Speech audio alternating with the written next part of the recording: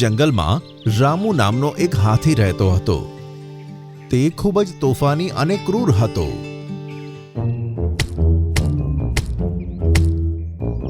તેને ઝાડ પાડવાની ખૂબ જ મજા આવતી, ખાસ કરીને એવા ઝાડ કે જેની ઉપર પક્ષીઓના માળા હોય.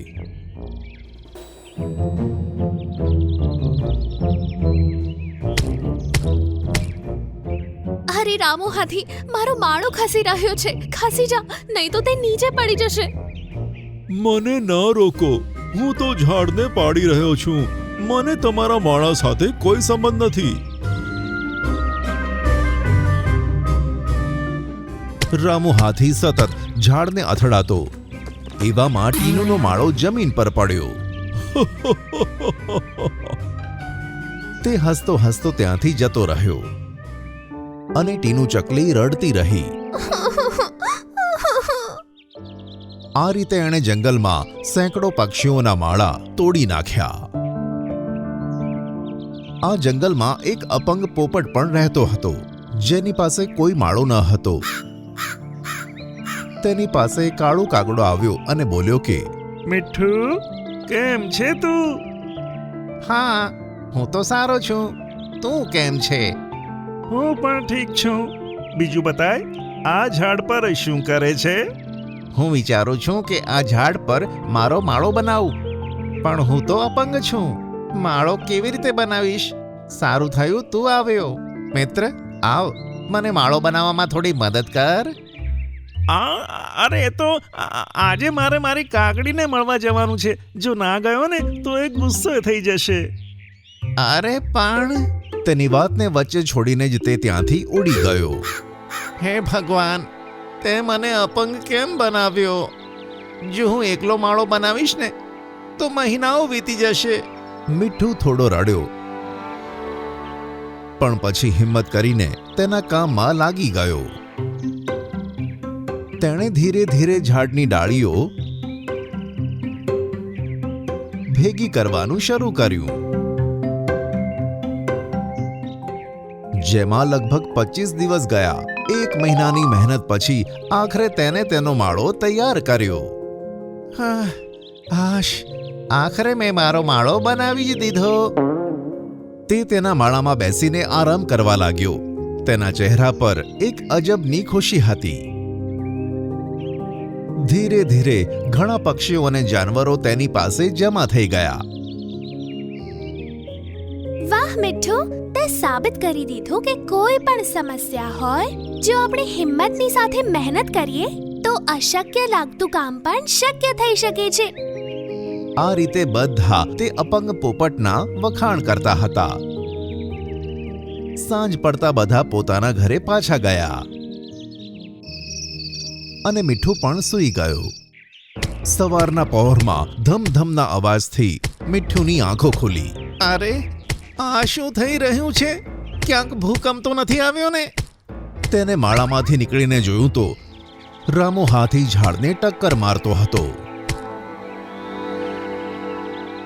રામુ હાથી, આ ઝાડ પર મારો માળો છે, ઊભો રે, નહીં તો માળો તૂટી જશે. અરે, કોઈ બીજા ઝાડ પર માળો બનાવી લેજે, પણ હું નહીં રોકાઉં. હું આ ઝાડને પાડીને જ રહીશ. આસપાસ ઘણા બધા જાનવરો ભેગા થયા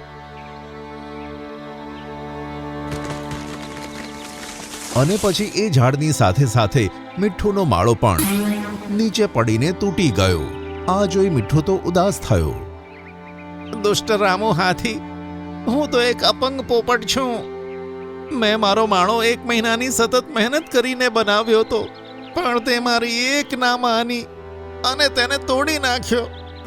અરે, બસ કરો યાર. હું જંગલના બધા પક્ષીઓને કહું છું કે તેમના માળા મજબૂત બનાવો, જેથી ઝાડ પરથી પડ્યા પછી પણ તૂટે નહીં, અને તમે લોકો એની બીજી જગ્યાએ લઈ જાઓ. જો આવા જ નાજુક માળા બનાવતા રહેશો ને તો હું ઝાડ પાડું ત્યારે તમારા માળા પણ તૂટતા તમારે જોવા પડશે.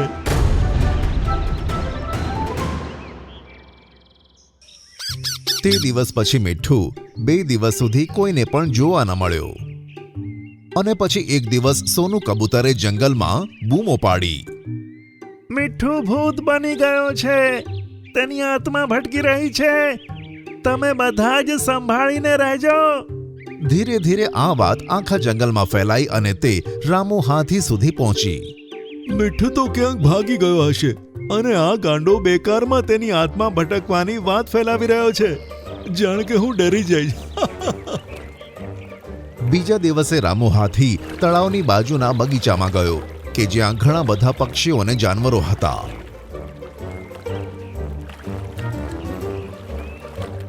અરે, અહીંયા પણ પાતળા ઝાડ લાગેલા છે.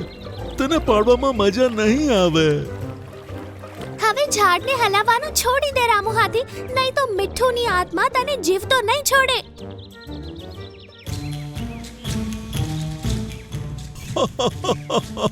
મીઠુની આત્મા, મીઠુની આત્મા. આમ કહી હાથી ઝાડ પાડવા લાગ્યો કે જ્યાં મેનાનો માળો હતો. તૂટી જા, તૂટી જા.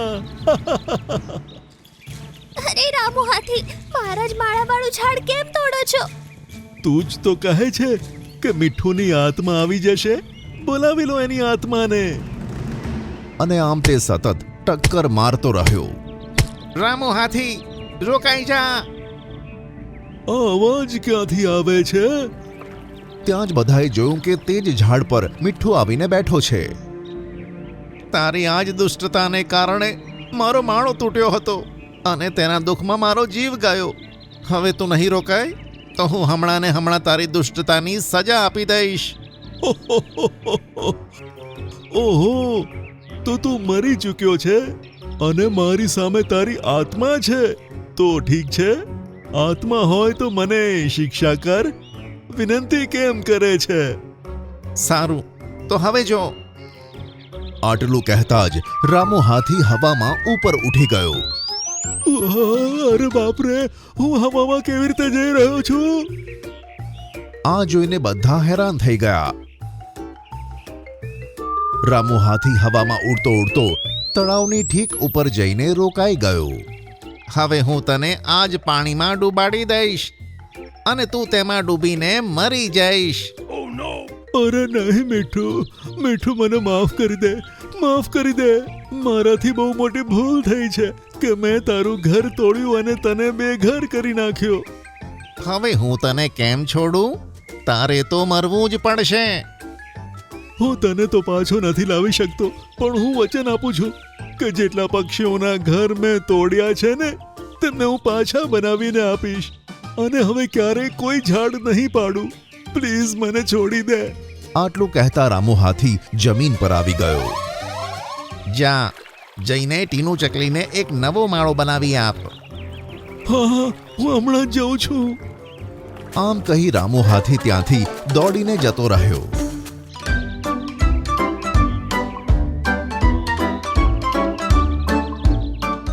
મને માફ કર ટીનું, મેં તારો માળો તોડ્યો હતો. એના બદલામાં હું તને નવો માળો બનાવીને આપું છું. આ સાંભળી ટીનો ખુશ થઈ ગઈ અને હાથી લાકડીઓ ભેગી કરવા નીકળી પડ્યો. અરે મીઠું, તું ખરેખર મરી ગયો છે? અરે ના ના, હું તો એકદમ જીવતો છું. તો તે રામુ હાથીને હવામાં કેવી રીતે ઉઠાવ્યો? તે કામ મીઠુએ નહીં, મેં કર્યું હતું. વાદળી પરી? જ્યારે માળો પડ્યા પછી મીઠું રોતો હતો ત્યારે હું તેની પાસે પહોંચી હતી. ત્યારે તેણે મને બધું જ કહ્યું. ત્યાર પછી મેં એક પ્લાન બનાવ્યો અને તે રીતે અમે બંને મળીને રામુ હાથીને પાઠ ભણાવ્યો. તે બહુ સારું કામ કર્યું વાદળી પરી. આ સાંભળી વાદળી પરી ગાયબ થઈ અને રામુ હાથી ત્યાં આવી ગયો. મીઠું, મેં ટીનુનો માળો બનાવી દીધો. હવે તારો માળો બનાવવા જઈ રહ્યો છું અને પછી જ્યાં સુધી બધા પક્ષીઓનો માળો નથી બનાવતો ત્યાં સુધી ચેનથી નહીં બેસું. સારું, જલ્દીથી જા નહીં તો. ના ના, જઈ રહ્યો છું. અને પછી રામુ હાથી ત્યાંથી ભાગી ગયો અને બધા પ્રાણીઓ અને પક્ષીઓ જોર જોરથી હસીને મીઠુના વખાણ કરવા લાગ્યા. રામુ હાથીએ બધા પક્ષીઓને નવા માળા બનાવીને આપ્યા અને તેને ક્યારેય ખબર ના પડી કે મીઠું ખરેખર જીવતો છે.